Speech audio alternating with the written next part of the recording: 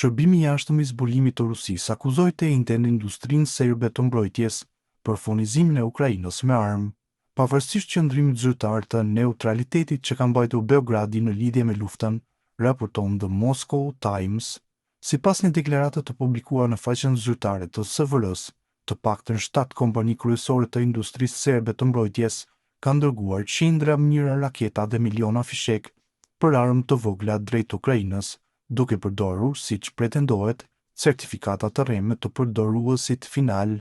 Këto dërgesa vështirë se mund të justifikohen me qëllime humanitare. Qëllimi i tyre i vetëm i dukshëm është të vrasin dhe plagosin ushtarë dhe civilë rusë, thuhet në deklaratën e SVR-s, e cila i cilëson këto veprime si një përpjekje për t'i ngulur Rusisë një thikë pas shpine.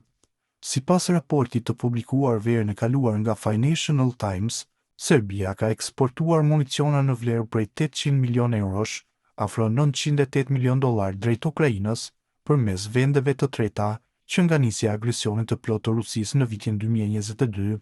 Presidenti serb Aleksandar Vučić, i cili vizitoi Moskën këtë muaj me rastin e paradës ushtarake të ditës së fitores, ka mbrojtur eksporte duke i cilësuar si transaksione të lishme të realizuara përmes ndërmjetësve si SBA, Spanja dhe Çekia.